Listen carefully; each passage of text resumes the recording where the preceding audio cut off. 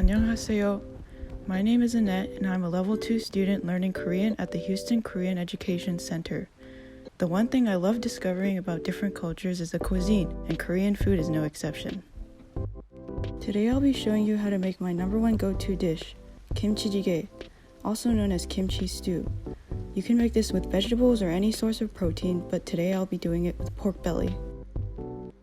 Normally, I would eyeball this entire recipe following my gut feeling, but instead I'm going to use actual measurements from different recipes I've researched.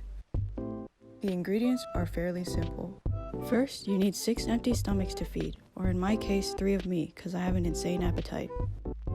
For the base ingredients, you'll need 1.5 cups of kimchi, 1 chopped green onion, 2 cups of water, 16 ounces of firm tofu sliced about 1 centimeter thick, 1 bunch of enoki mushrooms, 4 small shiitake mushrooms with their stems removed and thinly sliced, 1 brown onion thinly sliced.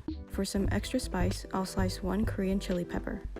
For the meat, you'll need 1/2 pound of skinless pork belly cut into bite-sized pieces, 2 tablespoons of rice wine or mirin, and 6 sprinkles of ground black pepper. Mix together these ingredients in a bowl and marinate for 15 minutes.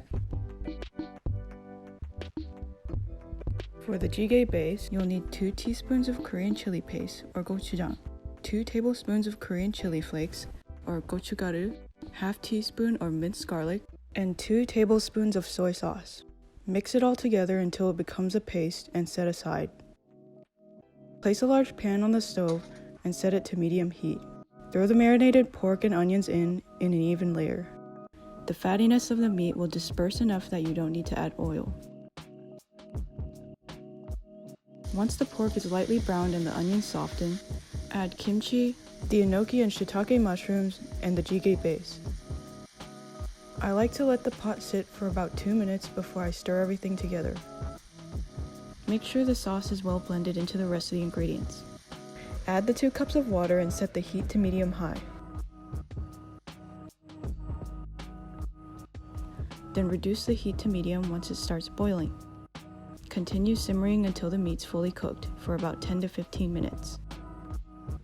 In the last 4 minutes, add the tofu and stir it around a bit to soak up the soup flavor.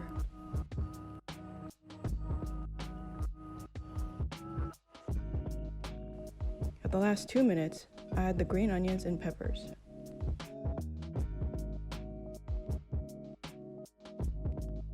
Typically, a stone bowl would be used to cook and serve kimchi jjigae.